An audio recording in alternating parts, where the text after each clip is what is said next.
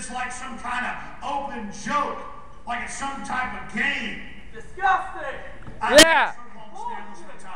It's always somebody who's worth like $50 million and thinks they're part of the elite when that isn't even middle class and the globalists who'll come up to me and say, well, Alex, you know, maybe 9/11 is an inside job, but you know, it takes things like that to get the people doing what they're supposed to. Like this sack of garbage thinks they're part of the system because they can understand false flag terror and understand that's what it takes to defend America. No. If they did evil things like that to defeat evil, it'd be evil, because you can't become evil to defeat evil like the ring of Sauron in Lord of the Rings. That's right. It doesn't work that way. That's right. But they're not using evil to defeat evil. They're not even following that fallacy. They have given themselves totally over to it. The globalists compete with each other to see who's the most wicked and ruthless.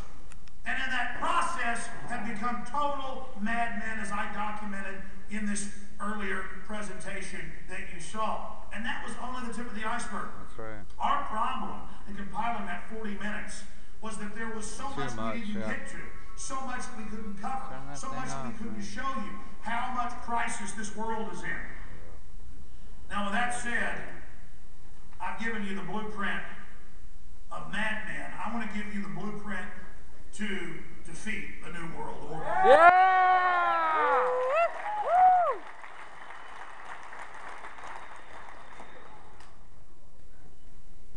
This world's engineers, the controllers of this planet, always seek to teach you that resources are finite.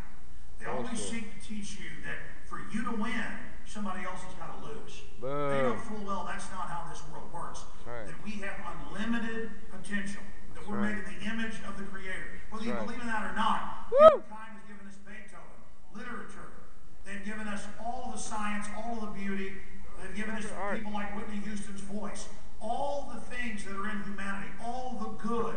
And it's by recognizing that good and that potential and by reaching for what's good and empowers us that we have hope for the future. Our ancestors, and God knows they weren't perfect, understood sacrifice and standing up for what's right. And that's the only reason we're here today. Why do you think the United States, such a small area geographically for the land surface of this planet, That's right. and only 4.5% of the world's population, 100%, 7 billion. The United States is 4.5 or 4.9, depending on which actuary you look at, but less than 5% of the world's population. Why did the United States, with less than 5% of the world's population, have more than half the wealth of the world? Freedom! Freedom. And it doesn't mean that our higher level of freedom was perfect. Doesn't mean that there wasn't injustice. Didn't mean that there weren't problems. But compared to every other place in the world, we didn't have the corrupt elites on top of us trying to shut down human destiny, shut down human ingenuity and creativity because they're threatened by it, because they want a monopoly.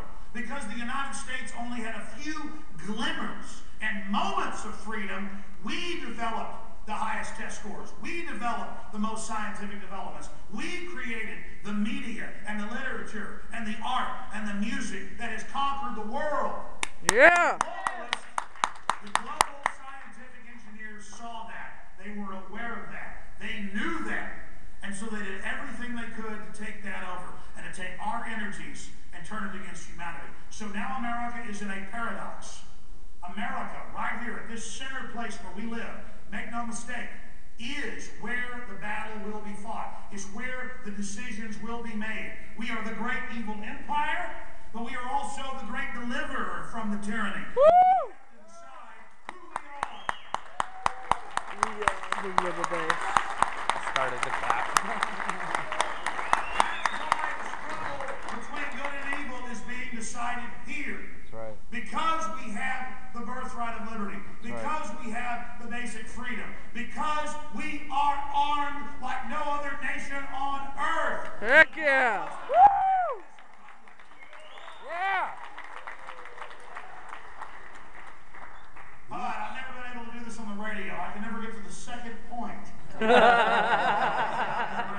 Congratulations. It may be a bad speech, it may be the best ever, but I'm going to attempt, with your help, to go through all these points.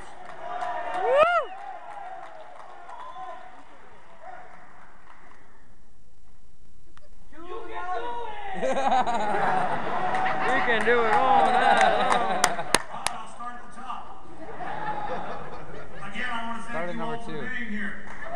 Yeah. We can do it. Because they're bigger in I want Texas. to thank my crew. Yeah. Say his name. I love that Teddy Roosevelt quote. I should have had it or something, quote it properly, but forget the critic, the person who's not in the arena. What matters is the person who is in the arena, who knows the great challenges, the great struggles. Because even if you fail, at least you tried to dare greatly. That's right. That's what matters. Don't It's bitch if trying. you don't vote. That's where it all starts, is taking action. That's what's fulfilling. That's right. Yeah. And I'm going to say this to you here and now, because I was told several times last week and again today that I am the 21st century Paul Revere. And I said, no. You are We the are. 21st century Paul Revere. We the people. Yeah. And this is not a battle. This is not a war against the undefeated British Imperial Redcoats who'd never been defeated. And George Washington lost almost every battle for 5 years, but they persevered. It was the continuing to fight. It was the resistance that was the victory. That's why the system attacks that victory, because it hates it. Anything the New World Order attacks, you better believe that's where the liberty is. That's where the freedom is. That's That's what's where the battle is. not because it's perfect, but like King David in the Bible, the heart is right. That's what matters. None of us are perfect. And the system will try to tell us how we're bad and how we're impure and how we're not good. None of that matters. It's our hearts that matter. It's what we stand for. It's who we are. It's the final equation that matters. Do we serve light or do we serve the murdering, destructive darkness? That's the question that you must decide, and it's a decision you must make. The system tells you there's not that decision, because that decision is there, and that decision is where all the power in this universe resides. As Martin Luther King said, the universe bends towards justice.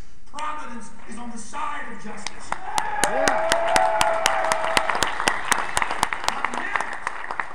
The second you commit yourself to liberty and freedom and justice, even your body be killed, your spirit truly has victory. So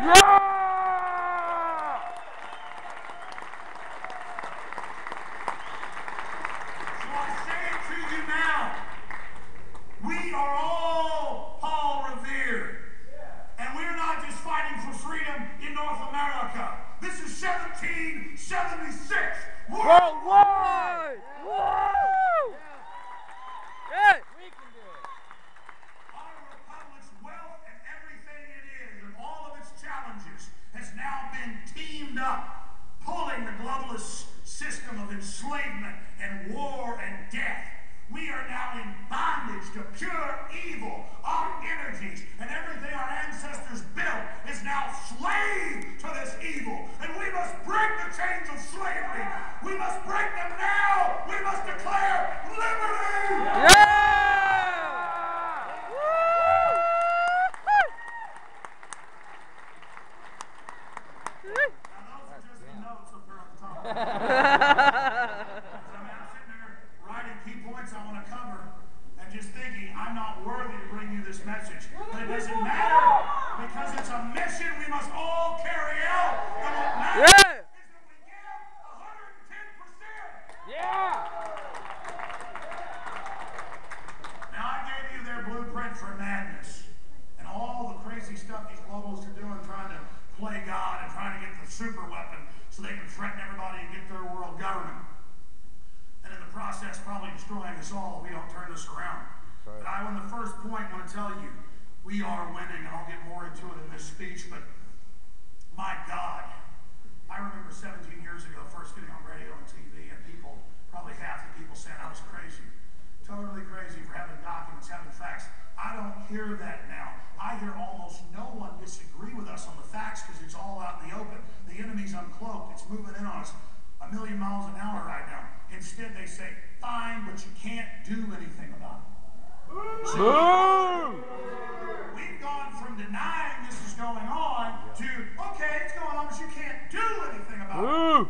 Stand up if there's only one standing. That's right. That's right.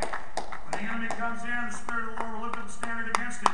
And I hate to preach at you, but that's just what comes out of me as we face this evil. Because the New World Order, they believe, and let me tell you what they believe in. You give it any name you want. And quite frankly, devil ain't evil enough for it. That's right. Right.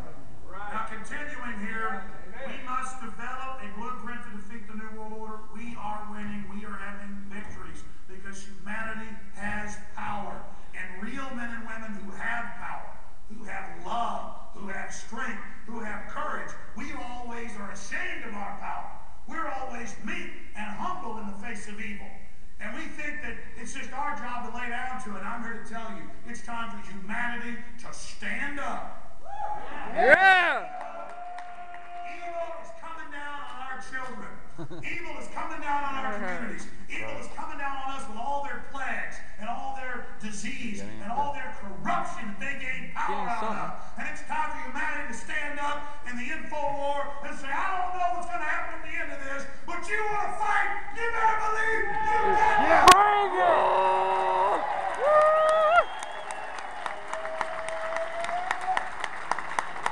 That sure is a T-Rex.